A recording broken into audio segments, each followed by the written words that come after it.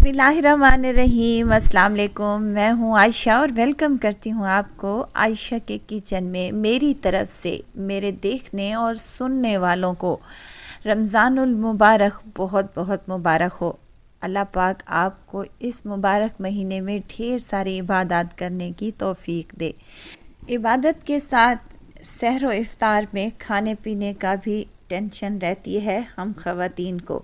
तो आज मैं आपसे एक बहुत ही टेस्टी सी रेसिपी लेकर आई हूँ जिसको बनाकर आप महफूज भी कर सकते हैं। बूंदियाँ हम बाज़ार से इसलिए ले लेते हैं कि हमारे से बूंदियाँ सही नहीं बनती, ना ही क्रिस्पी बनती हैं और ना ही क्रंची बनकर तैयार होती हैं। आप सुन रहे हैं आवाज़, ये बूंदियाँ आप लोग घर पर तैयार कर सकते हैं। और साथ ही बेसन के बल्ले भी आप लोग घर पर तैयार कर सकते हैं। इसको बनाना बेहद आसान है। बस आपने क्या करना है, रेसिपी को फुल वॉच करना है। अच्छी लगे लाइक शेयर ज़रूर कर दें और अपने फैमिली फ्रेंड्स में भी ज़रूर शेयर किया करें। और इसको फुल देखने के बाद आपको पता चलेगा कि इसको महफूज भी किस तरीके से किया जाता है।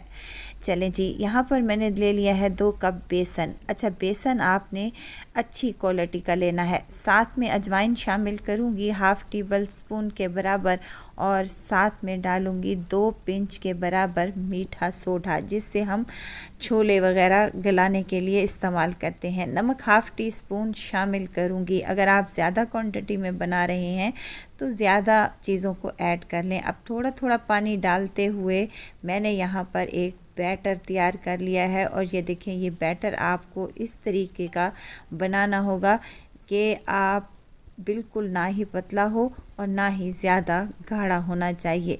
बिल्कुल इसी तरीके से अगर आप बनाएंगे, परफेक्ट तरीके से आपकी बूंदियाँ बनेंगी और ज़रा भी आपको टेंशन नहीं होगी। अब इस बैटर को आपने रखना नहीं है, फटाफट से फ्राई करना है। ऑयल पहले ही चढ़ा दिया था मैंने चूल्हे पर। थोड़ा सा बैटर डालकर देखेंगे कि ऑयल हमारा गर्म हुआ है कि नहीं।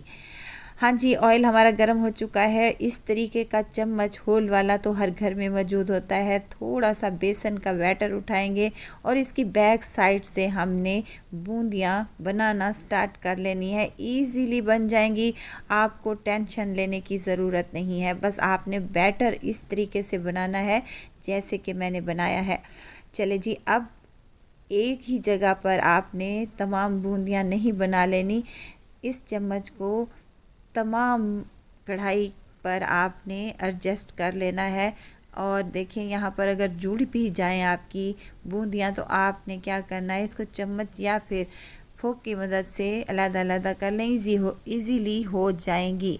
चलें जी, बूंदियाँ हमने बना ली हैं और दोबारा से भी मैं आपको बनाकर दिखाती हूँ। और इसी पॉइंट पर अगर तो आपको वीडियो ज़रा सी भी अच्छी लग रही हो, लाइक करें, सब्सक्राइब करें और साथ में बेल आइकन के बटन को भी ज़रूर प्रेस कर दिया करें, ताकि मेरी हर नई आने वाली वीडियो आप लोगों तक पहुँचती रहे।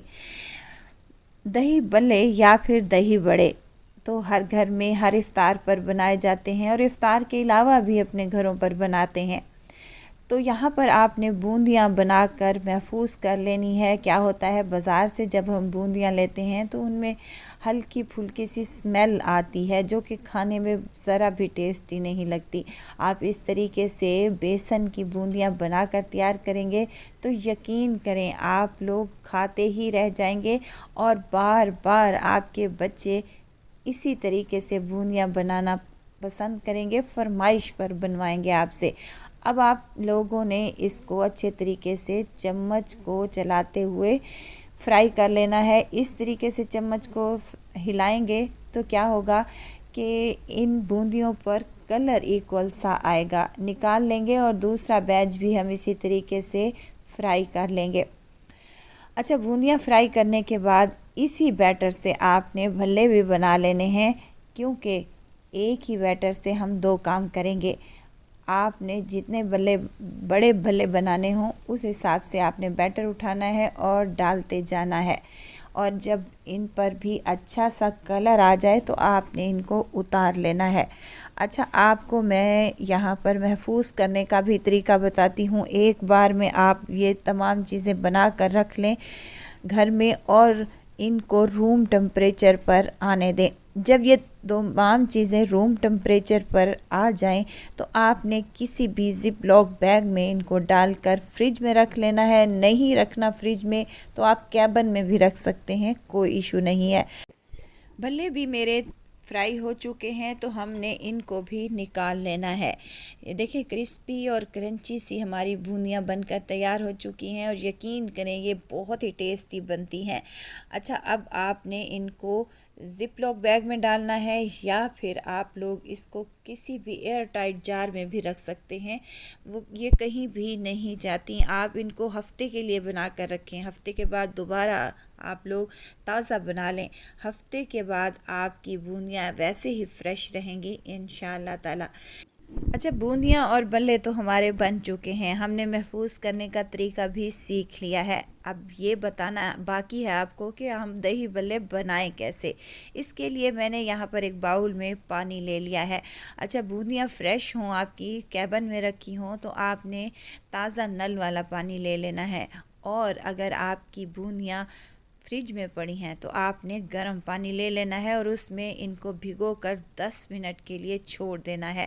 और 10 मिनट के बाद इनका पानी ड्रेन करके आपने किसी बाउल में डाल लेना है।